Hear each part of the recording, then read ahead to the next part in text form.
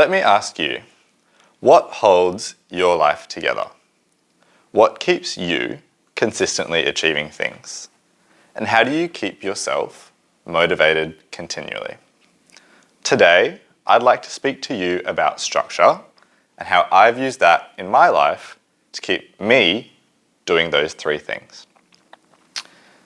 So I'm going to explain this by taking you back only 7 months to when I just graduated uni. I thought it was the best thing ever. I was never ever going to have to do vector calculus ever again. I was never going to have to chain rule and product rule something, which for the uninitiated takes a very long time and it's frustrating. So here I am, I've walked out of my last exam and I am elated. I'm over the moon. Not only was it my last one, but I think I actually did okay, which means I definitely won't have to do it again. And off I go into my holiday. And so I thought, I really earned this. Fantastic. I deserve to relax, play video games, really take time off and not do a thing. Which I did. And I really enjoyed it. In between graduating uni and starting here at PwC, I had about a 5-month break, which is really quite a significant amount of time. And going into that holiday, I thought, oh yeah, okay, I'll take 1 month to relax and then I'll get my stuff back together and I will achieve something with myself for the remaining 4. Thought that was a pretty fair breakdown of it. Maybe I'd take another week or 2 off right before I started so that I would refresh. But I started, I was enjoying it, wasn't achieving anything, felt great to be a non-productive member of society. 1 month stretched into 2 and I thought, that's a bit longer than I thought, maybe I should be doing something. And then 2 months stretched into 3 and I started to feel really down. I wasn't really doing much. I didn't know what I could do about it. Somewhere between the 2 and the 3 month mark period, I was like, you know what, I really need to kick things into gear. And I'd have 1 day of achieving something. 2 days here and there where I'd pull it together and maybe I'd clean my room or I'd, do this or that, do something good for the world, some volunteering here or there. But it was never consistent. And I wasn't doing anything meaningful with my time. And a big part of what makes me feel good and feeds into my motivation is that I'm producing something, I'm doing something. I believe it's almost this positive feedback loop and you need that to keep turning to keep you going. So I just didn't have it. So this went on for a while and then right before Christmas I had the fortune of walking in with Danny to this little stationery store called Kikki.K. And it didn't really knock my socks off. Stationery is not important and it's very expensive at this particular store.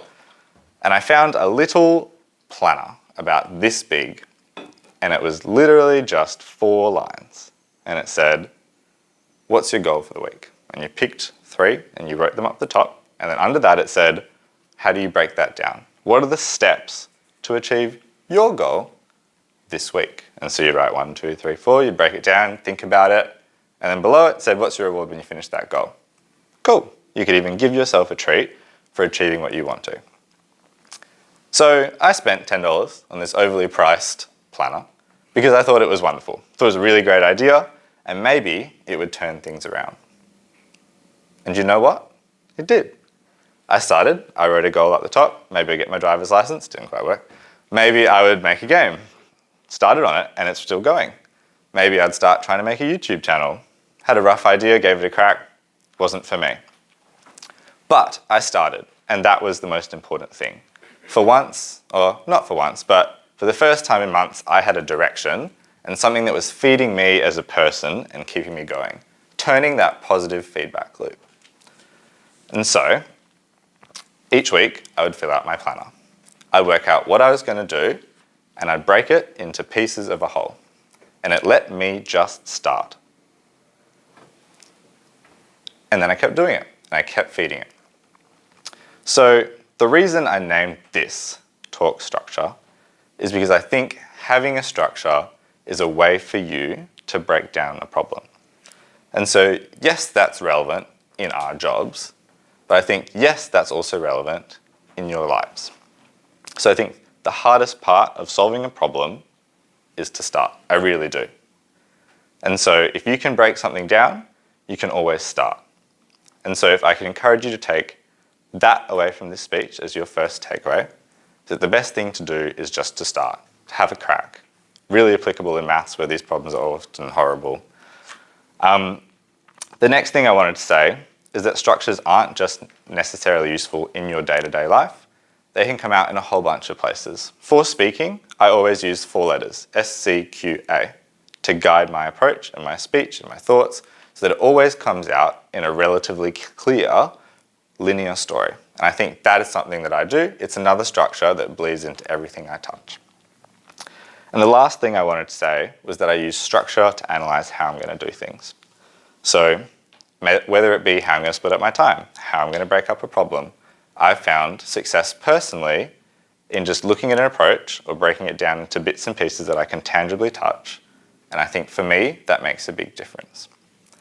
So as a closing message to you all, if you're finding yourself with a problem you can't solve, whether it be behavioral within yourself, you're not being able to utilize yourself, difficulty with not being able to solve a problem, or C, not knowing how to speak in an eloquent way, I would encourage you to try using structure.